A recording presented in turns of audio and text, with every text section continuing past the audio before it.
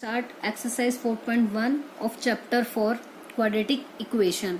अब exercise start करने से पहले हम थोड़ा सा उसका बेसिक सीख लेते हैं कि पहले क्वाड्रेटिक इक्वेशन होती क्या है या फिर उसे सॉल्व करने के कौन कौन से मेथड्स हैं। अब आपको पता है कि पॉलिनोमियल तो क्या होती है कि पॉलिनोमियल कोई भी अलजेब्राइक एक्सप्रेशन होता है, ठीक है, जिसमें जो वेरिएबल की पावर होती है वो एक होल नंबर होती है। अब आपने लीनियर, क्वाड्रेटिक और क्यूबिक पॉलिनोमियल के बारे में भी पढ़ा हुआ है कि लीनियर पॉलिनोमियल क्या होता है, जिसकी डिग्री 1 होती है। डिग्री का मतलब क्या होता है, जो वेरिएबल होते हैं हमारे उसकी पावर कितनी होती है, 1। Highest power of variable is 1। और क्वाड्रेटिक पॉलिनोमियल कौन सी होती है, जिसकी डिग्री कितनी होती है, 2, मतलब highest power of variable is 2। And cubic में जो हाईएस्ट पावर होती है वो कितनी होती है, 3।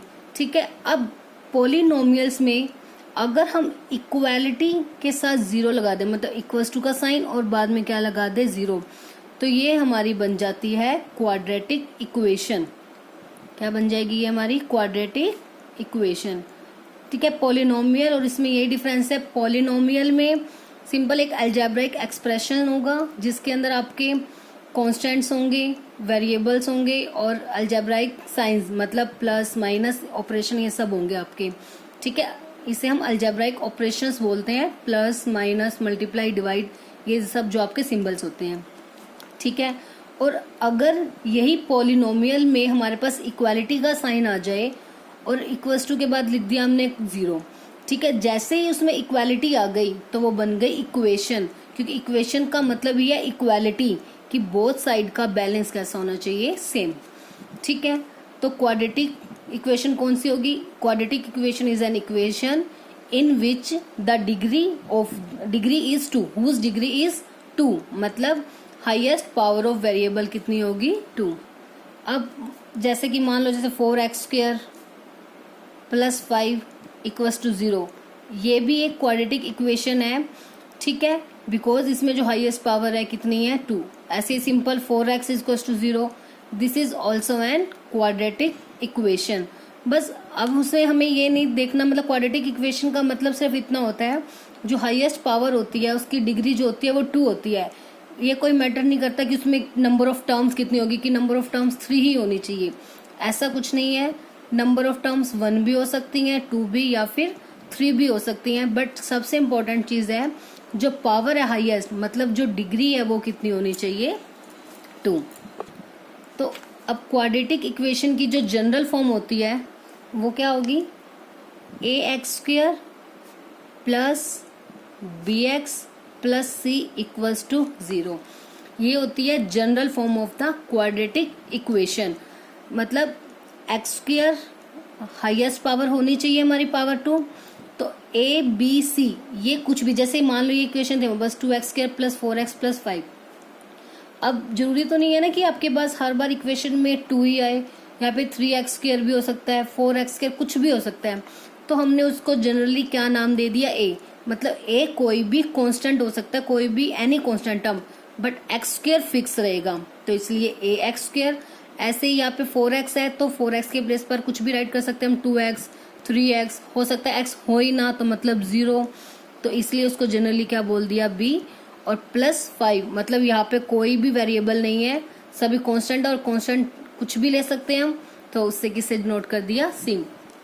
तो इससे जनरल फॉर्म निकल गई हमारी ax² plus bx plus c equals to 0, which is the general form of quadratic equation.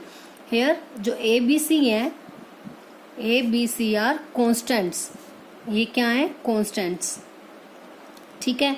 अब x² का कोफिशिएंट हो गया a, x का कोफिशिएंट b और c हमारी कांस्टेंट टर्म है, इसे हम बोलते हैं कांस्टेंट टर्म। कांस्टेंट टर्म इसे क्यों बोलते हैं, क्योंकि इसमें कोई भी वेरिएबल नहीं है, जिसमें कोई भी वेरिएबल नहीं होगा वो हमारी कांस्टेंट टर्म होगी। ठीक है। अब एक चीज और ध्यान रखने की है कि a कभी भी 0 के इक्वल नहीं होगा, इसमें b और c 0 हो सकते हैं बट a की वैल्यू कभी 0 नहीं होगी। ऐसा क्यों होगा, अगर मान लो a की वैल्यू ही 0 हो गई, तो अगर a की वैल्यू 0 हो गई तो 0 इंटू x² होते ही ये तो 0 बन गया, तो x² वाली टर्म ही फिनिश हो जाएगी। तब x² वाली टर्म खत्म हो गई तो क्या रह गया, bx प्लस c। तो ये तो किस टाइप की इक्वेशन बन गई, ये तो लीनियर इक्वेशन बन गई, क्योंकि अगर ए की वैल्यू 0 हो गई, उससे जो हमारी डिग्री थी, हाईएस्ट डिग्री, क्या डिग्री कितनी थी, 2 थी ना, तो वही हमारी खत्म हो गई। तो इसीलिए ये कंडीशन मस्ट है कि जनरल फॉर्म में ax² + bx + c = 0 इसकी जनरल फॉर्म है, बट a की वैल्यू कभी भी 0 नहीं हो सकती, क्योंकि अगर हमने जैसे ही a की वैल्यू 0 कर दी वो हमारी लीनियर इक्वेशन बन जाएगी। ठीक है, अब क्वाड्रेटिक इक्वेशन को सॉल्व करने के 3 मेथड है। सॉल्व करने का मतलब क्या है कि इसके रूट्स फाइंड आउट करना। जैसे क्वाड्रेटिक इक्वेशन है हमारे पास ax² + bx + c, ठीक है, इसको सॉल्व करना मतलब इसके रूट्स फाइंड आउट करना। रूट्स का मतलब क्या होता है, x की वैल्यू, ऐसी वैल्यू जो इस इक्वेशन को क्या करे, सेटिस्फाई।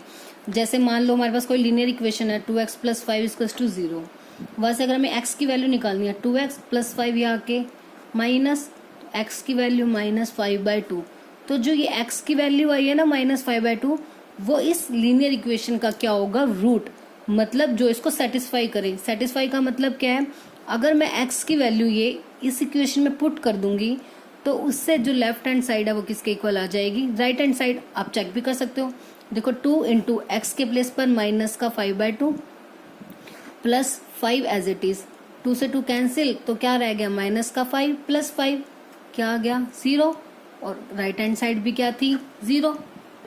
ठीक है, तो 0 का मतलब क्या होता है, सॉरी, रूट का मतलब क्या होता है, किसी भी इक्वेशन के रूट्स मतलब उसका जो वेरिएबल होगा उसकी वैल्यूज फाइंड आउट करने से होता है। ठीक है, ऐसी वैल्यूज जो कि उस इक्वेशन को क्या करे, सेटिस्फाइड। अब जैसे हमारे पास ये लीनियर इक्वेशन थी कि x की कितनी वैल्यू आई थी, ओनली 1, तो मतलब लीनियर के केस में कितने रूट्स होंगे, उसके सिर्फ एक ही होंगे, और क्वाड्रेटिक में हाईएस्ट पावर कितनी होती है, 2 होती है, तो इसलिए इसके रूट्स भी कितने निकलेंगे, 2।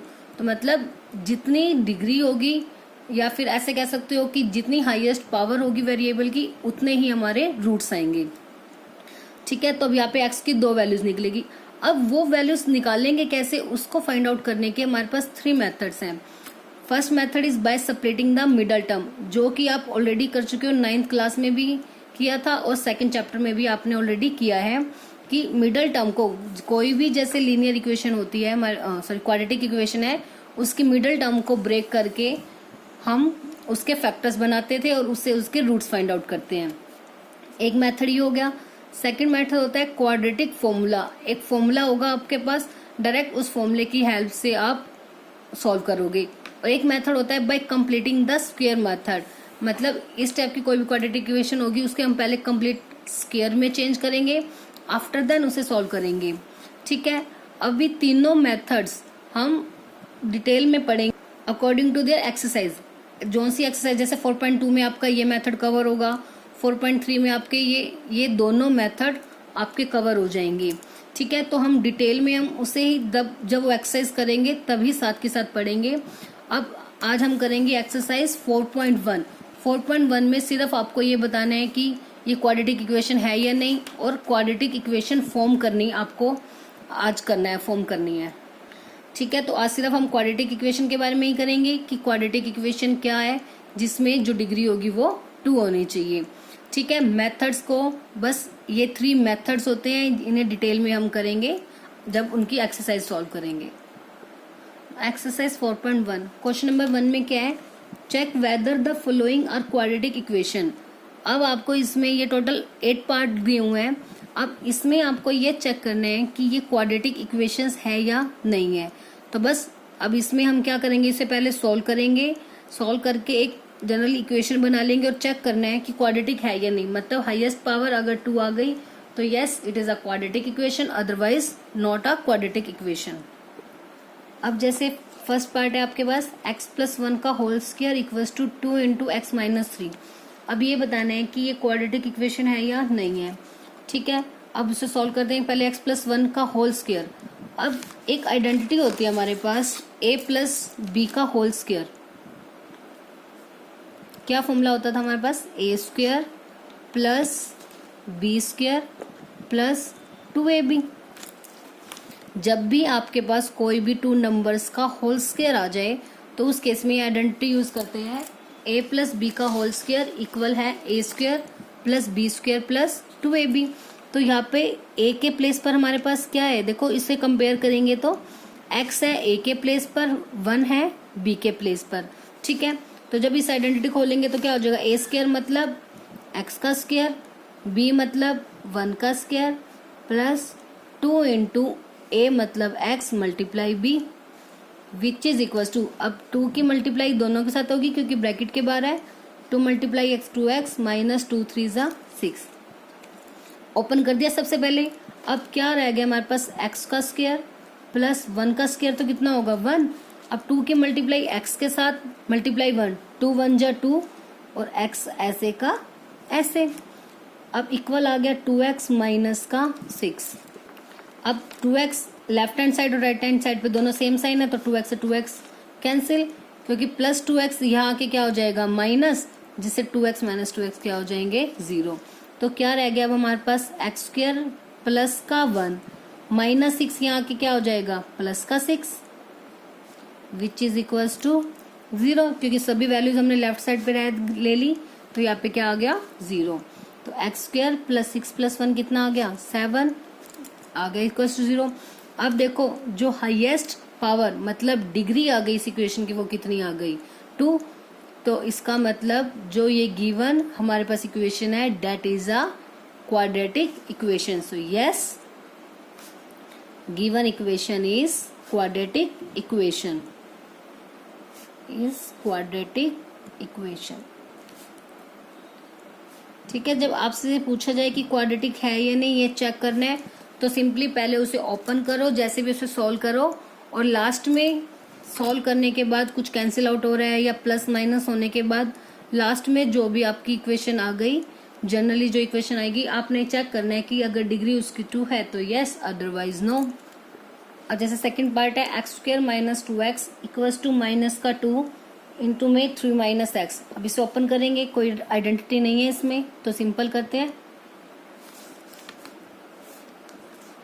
इक्वल्स टू -2 की दोनों के साथ मल्टीप्लाई होगी, -2 की 3 के साथ माइनस का 6 माइनस माइनस प्लस 2 की x के साथ 2x। अब x का स्क्वायर माइनस का 2x माइनस 6 यहाँ के प्लस 6 और प्लस 2 माइनस 2। ये कैंसिल क्यों नहीं किया हमने, क्योंकि यहाँ पे ये नेगेटिव है यहाँ पॉजिटिव, तो इसलिए ये वैल्यू कैंसिल आउट नहीं होंगी। क्योंकि देखो ये प्लस का 2 इधर आके हो गया ना माइनस, अब साइन सेम हो गए, माइनस माइनस क्या हो जाएगी इनकी प्लस, तो माइनस का 2 माइनस 2 माइनस का 4x प्लस 6। सो देखो अब इसमें भी जो हाईएस्ट पावर है वो कितनी आ गई 2। So yes, it is also a quadratic equation. Yes, given equation is quadratic equation. Now next third part, x minus 2 into X plus 1 equal है x minus 1 into X plus 3।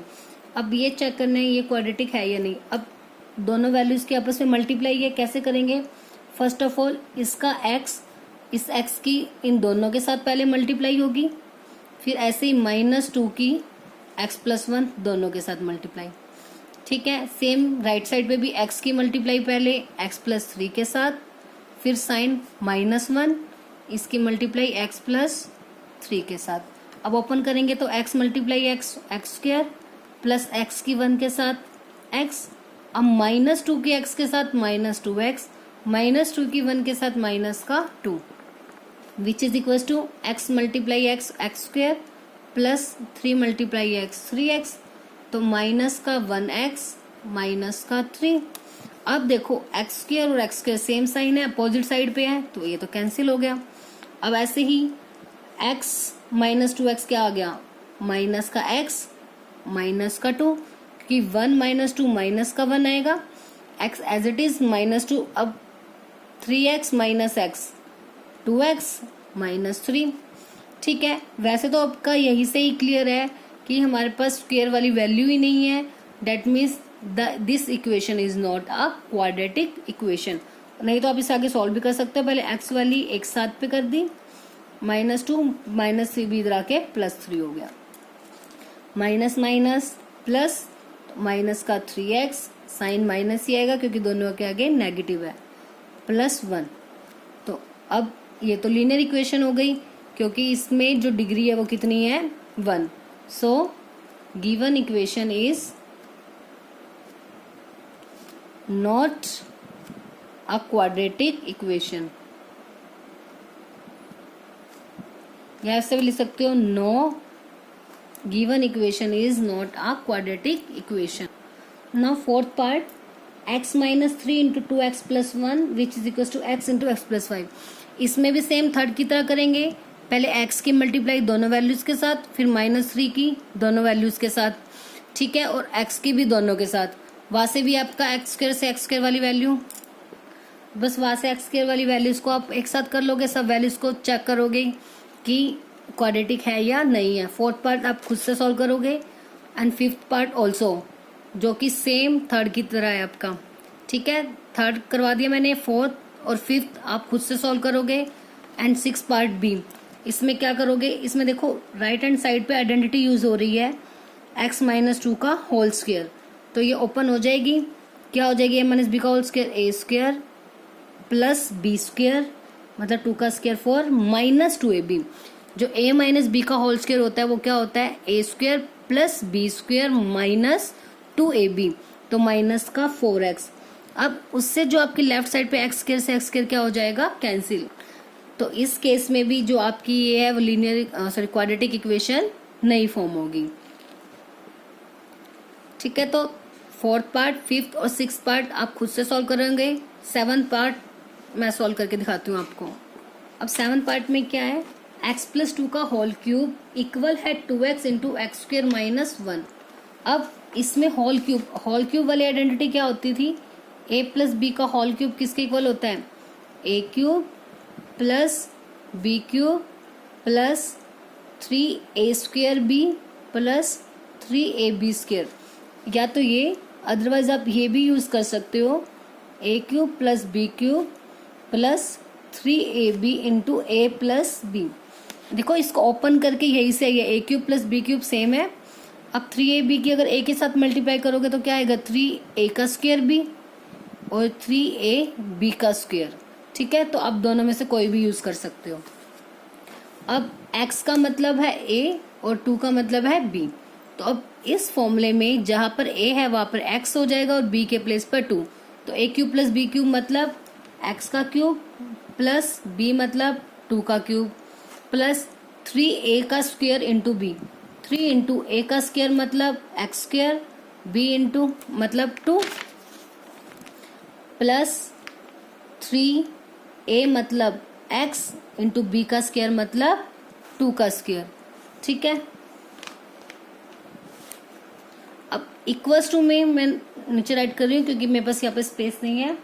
अब 2x की multiply दोनों values के साथ, 2x की x square के साथ 2x का क्यूब माइनस 2x की 1 के साथ मल्टीप्लाई कितनी हो जाएगी, माइनस का 2x।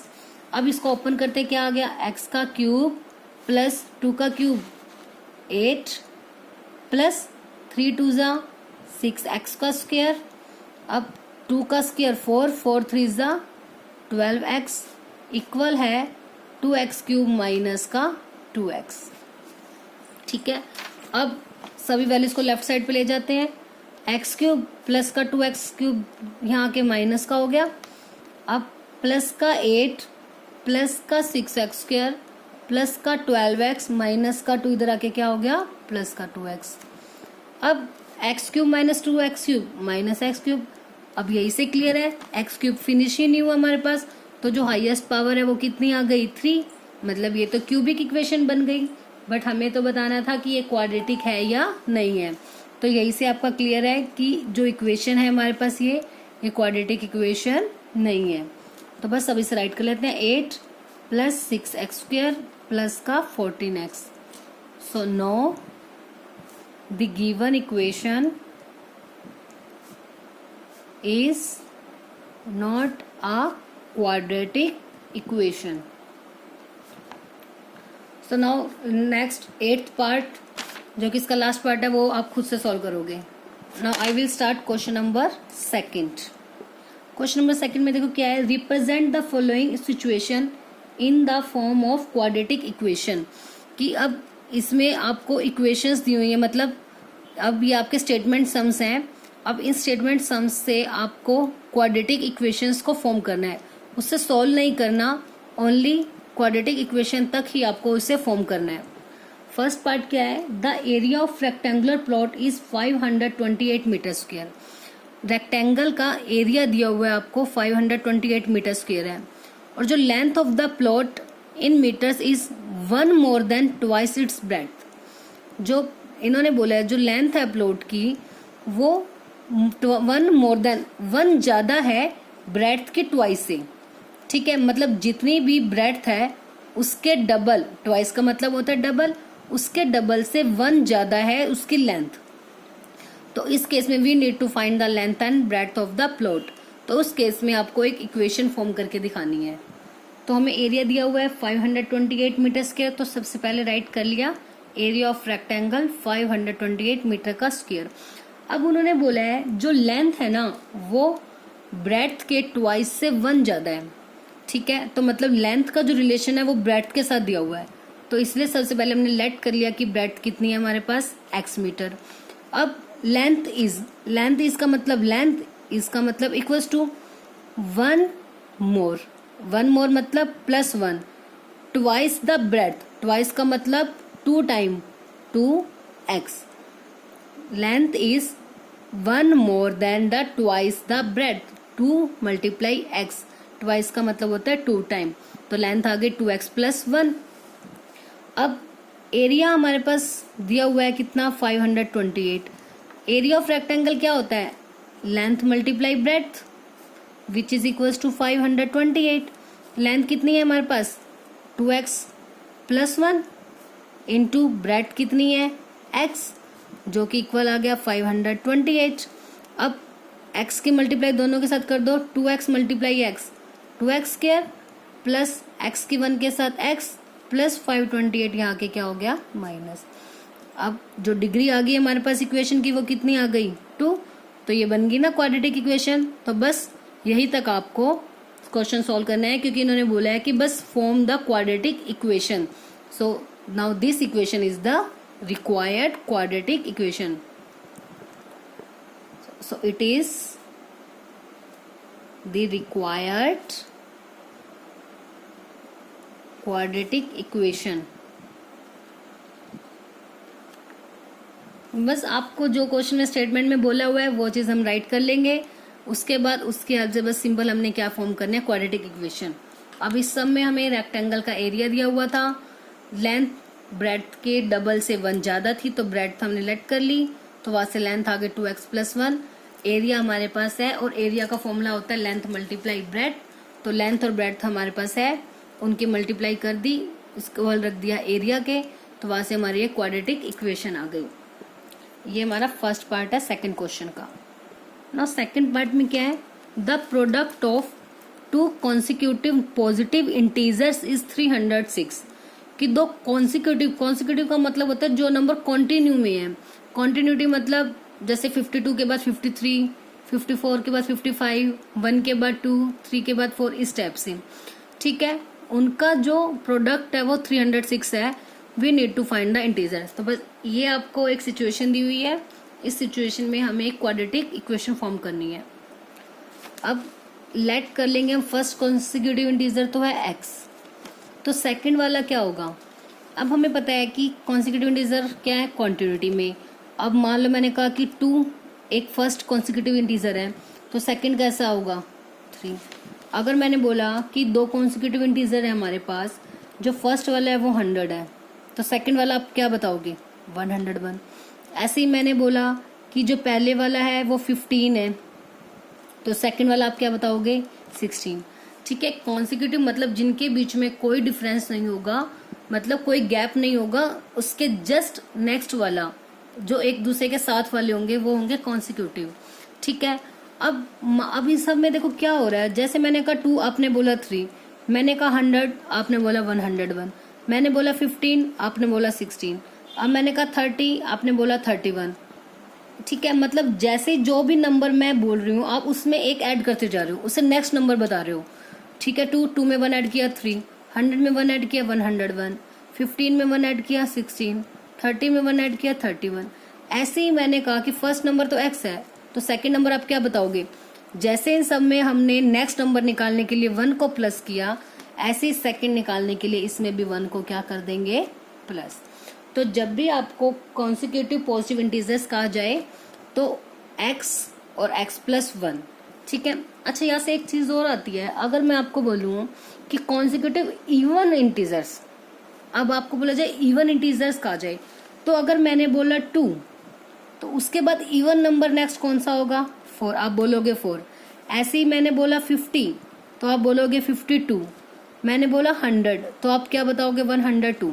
उसके जस्ट बाद वाला इवन, अगर मेंशन है इवन देन इवन, तो इस केस में अगर मैंने इसको x तो आपने कितना ऐड कर दिया उसमें 2, तो नेक्स्ट हो जाएगा x प्लस 2, ठीक है। बस इवन ओड अगर आपको मेंशन है तो आप इस टाइप से नंबर सेलेक्ट कर सकते हो, बट इसमें हमें सिंपल बोला है कि कॉन्सिक्यूटिव पॉजिटिव इंटीजर्स हैं, कुछ इवन या ओड हमें कुछ नहीं बोला, तो हमने जनरल लेट करेंगे, एक x है तो दूसरा उसके जस्ट बाद वाला मतलब x प्लस 1। अब उन दोनों का प्रोडक्ट कितना है, 306। अब प्रोडक्ट मतलब दोनों की मल्टीप्लाई, तो according to question x into जो x प्लस 1 है वो किसके इक्वल आ गया, 306। मतलब product of first and the second consecutive integer equals to 306। अब इन दोनों की मल्टीप्लाई कर देते हैं, x multiply x, x square plus x की 1 के साथ x, 306। अब प्लस का है, इधर आके क्या हो जाएगा, minus, which is equals to 0। तो बस this is our required, this is the required quadratic equation, ठीक है। अब थर्ड पार्ट में बोला है कि जो Rohan's mother is 26 year older than him, कि जो रोहन की मदर है वो रोहन से 26 ईयर्स बड़ी है, and the product of there edges, और उन दोनों की मतलब रोहन और उसकी मदर की जो एज है उनका प्रोडक्ट 3 ईयर्स फ्रॉम नाउ, अब से 3 साल के बाद, विल बी 360। यहाँ से एक तो विल आ गया, तो विल से आपको क्लियर है कि फ्यूचर की बात हो रही है, कि अब से 3 साल के बाद जो उन दोनों की एजेस का प्रोडक्ट होगा वो कितना होगा, 360। अब हमें उन दोनों की प्रेजेंट एज फाइंड आउट करनी है, ठीक है। अब प्रेजेंट एज ऑफ रोहन हम सबसे पहले लेट कर लेते हैं, कितनी है, x ईयर है, कि अब वो x ईयर का है। तो ये चीज बोला था उन्होंने कि जो रोहन की मदर है वो रोहन से 26 ईयर ओल्डर है, मतलब मदर है तो ऑब्वियस बड़ी है, तो वो रोहन की एज से 26 ईयर बड़ी है, मतलब उसकी एज हो जाएगी x प्लस 26। अगर रोहन की एज x है तो मदर उसे 26 ईयर्स बड़ी है, तो x प्लस 26 ईयर्स ये किसकी एज हो जाएगी, मदर की। अब उसके बाद नेक्स्ट आपको बोला था कि the product of their age is 3 years from now, अब से 3 ईयर्स के बाद, मतलब आफ्टर 3 ईयर्स, दोनों की एज निकालते पहले, आफ्टर 3 ईयर्स, 3 ईयर्स के बाद जो एज ऑफ रोहन होगी वो कितनी हो जाएगी, ऐसी एज ऑफ मदर कितनी हो जाएगी 3 साल के बाद। ऑब्वियस अब 3 साल के बाद क्या होगी, जितनी उनकी अब एज है उससे 3 साल ज्यादा होगी, 3 साल ज्यादा मतलब उसमें 3 ईयर्स क्या हो जाएंगे, ऐड। तो अब अगर रोहन की एज x है तो 3 साल के बाद अपनी एज से वो 3 ईयर ज्यादा हो जाएगा, मतलब x प्लस 3। ऐसे ही मदर की एज अब अगर x प्लस 26 है तो 3 साल के बाद कितनी हो जाएगी, x प्लस 26 तो रहेगी, उसमें 3 ईयर और ऐड हो जाएंगे, मतलब x प्लस 29। अब अकॉर्डिंग टू क्वेश्चन क्या बोला इसने कि 3 साल के बाद अब जो दोनों की एजेस होंगी उनका प्रोडक्ट 360 होगा, मतलब 3 साल के बाद दोनों की जो एज है इनका जो प्रोडक्ट है, दोनों की एज हो गई x प्लस 2 x प्लस 29, इनका प्रोडक्ट मतलब इनकी मल्टीप्लाई वो इक्वल हो जाएगी 360 के। अब बस इनकी मल्टीप्लाई कर देते, पहले x की दोनों के साथ होगी मल्टीप्लाई, फिर 3 की मल्टीप्लाई भी दोनों वैल्यूज के साथ, इक्वल्स टू में 360 as it is, x square plus 29 के x के साथ 29x प्लस का 3x प्लस 29 के 3 के साथ 9 3 सा 27, कैरी 2 3 2 सा 6 और 2 8, ठीक है। अब एक्स स्क्वायर 29 प्लस 3 कितना हो जाएगा 32। अब 87 प्लस माइनस 360 यहाँ के माइनस का हो जाएगा, प्लस का 360 था वहाँ, तो बस अब प्लस माइनस माइनस इनको माइनस करेंगे, 10 में से 7 गए 3, 15 में से 8 गए 7, 2, which is the required, this it is required quadratic equation. ठीक है, नाउ लास्ट पार्ट जो कि बहुत इंपॉर्टेंट है, इस टाइप का क्वेश्चन सेम आपका आगे थर्ड एक्सरसाइज में भी आएगा, जो कि एग्जामिनेशन पॉइंट ऑफ व्यू से बहुत इंपॉर्टेंट है। A train travels a distance of 480 kilometre at a uniform speed. एक ट्रेन है, ठीक है, वो 480 किलोमीटर का डिस्टेंस कवर कर रही है एक यूनिफॉर्म स्पीड, मतलब सेम स्पीड से जा रही है। If the speed had been 8 kilometre per hour less, अगर वो उसकी स्पीड को 8 किलोमीटर पर आवर की स्पीड उसकी कम कर दी जाए तो वो 3 आवर्स ज़्यादा लेगी। ऑब्वियस है, अगर देखो नॉर्मल स्पीड से वो जा रही है 80 किलोमीटर डिस्टेंस कवर कर रही है, अगर स्पीड हम कम कर देंगे तो जितना उसका टाइम लगना था वो टाइम ज़्यादा लगेगा। ठीक है, अगर 8 किलोमीटर की स्पीड कम कर देते हैं तो 3 घंटे उसे ज़्यादा लगेंगे कवर करने में उसी डिस्टेंस को। ठीक है, तो we need to find the speed of the train. तो इसे कैसे करेंगे हम? तो अब सबसे पहले हमने क्या दिया हुआ है कि जो टोटल डिस्टेंस है वो कितना है 480 किलोमीटर। अब सबसे पहले हमने स्पीड लेट कर ली ट्रेन की, कितनी है x किलोमीटर पर आवर, क्योंकि हमें स्पीड फाइंड आउट करनी है तो हमने स्पीड कितनी लेट कर ली x किलोमीटर पर आवर। अब टाइम फाइंड आउट करने का फॉर्मूला क्या होता है? डिस्टेंस बाय में स्पीड। अब टाइम डिस्टेंस कितना है हमारे पास 480, बाय में स्पीड कितनी लेट की है हमने x, तो 480 बाय में x, ये हमारा आ गया टाइम। अब उन्होंने कहा है कि अगर स्पीड को 8 किलोमीटर पर आवर कम कर दिया जाए, स्पीड पहले x थी 8 पर आवर कम कर दी, तो x में से 8 को क्या कर दिया माइनस, x माइनस 8 नई न्यू स्पीड आ गई हमारे पास। तो अगर न्यू स्पीड x माइनस 8 है तो उस केस में टाइम कितना होगा? डिस्टेंस बाय स्पीड, डिस्टेंस तो सेम ही है कि 480 ही कवर करना है चाहे हमने स्पीड को कम कर दिया, तो डिस्टेंस 480 बाय में स्पीड कितना होगी x माइनस 8। अब सिचुएशन क्या है हमारे पास कि इन्होंने बोला, देखो ये दोनों टाइम है हमारे पास, ठीक है, दोनों टाइम लिख दिए हमने 480 बाई एक्स। अब ये दोनों टाइम इक्वल कब होंगे? देखो अब हमें ये चीज़ पता है, यहाँ पे जो टाइम लग रहा है वो नॉर्मल स्पीड से, अब स्पीड कम कर दी तो टाइम हमें ज़्यादा लगेगा। ठीक है, अब दोनों टाइम इक्वल कब होंगे? मतलब ये वाला जो टाइम है ये टाइम किसके इक्वल होगा? इस स्पीड से जो टाइम लगेगा वो, और 3 घंटे ज़्यादा। ठीक है, जब 8 किलोमीटर की हमने स्पीड अगर हमने मान लो कम कर दी तो उस केस में टाइम 3 घंटे ज़्यादा लगेगा। ठीक है, तो हमें पता है कि डिस्टेंस बाय में स्पीड ये भी टाइम है, और 3 घंटे एक्स्ट्रा, ये जो टाइम लगेगा स्पीड से वो तो रहेगा ही, प्लस 3 घंटे एक्स्ट्रा लगेगा, तो प्लस का 3 रहेगा। और ये टोटल टाइम यही सेम डिस्टेंस को कवर करने के लिए था, तो और उस केस में टाइम क्या होता था 480 बाई एक्स, इसलिए इसको किसके को रख दे 480 बाई में x। अब एलसीएम क्या आ जाएगा? x into x minus 8। ठीक है, अब x, और इस केस में हम एलसीएम कैसे लेते हैं? देखो x और x माइनस 8, वैसे तो क्या करते हैं कि नीचे वाली वैल्यू से इसको डिवाइड, फिर जो आता है उसकी अपर से मल्टीप्लाई। अब डिवाइड का मतलब क्या है? जब इसको x से अब डिवाइड करोगे तो x से x कैंसिल। ठीक है, तो आप डायरेक्ट देख सकते हो, अब x इसमें है, x छोड़ दो, अब क्या बच गया हमारे पास x माइनस 8, तो 480 की मल्टीप्लाई कर देंगे x माइनस 8 के साथ। अब इक्वल में x माइनस 8 इसमें है तो x माइनस 8 छोड़ दो, क्या रह गया x, तो 480 की मल्टीप्लाई x के साथ, प्लस अब इसके बाय में कुछ नहीं है मतलब 1, तो बाय में सेम कुछ भी नहीं है, तो 3 की मल्टीप्लाई दोनों के साथ हो जाएगी, 3x इंटू एक्स माइनस 8। अब जैसे ही हमने दोनों साइड का एलसीएम एक साथ ले लिया तो ये एलसीएम फिनिश हो जाएगा, इसको लेने की नीड नहीं है। अब 480 की मल्टीप्लाई एक्स के साथ 480x माइनस, अब इनकी मल्टीप्लाई, इन दोनों की मल्टीप्लाई कितनी आएगी 3840। अब equals to 480x as it is plus 3x का स्क्वायर माइनस 3 8 24x, दोनों का साइन सेम है, इक्वल्स टू के अलग साइड पे तो कैंसिल।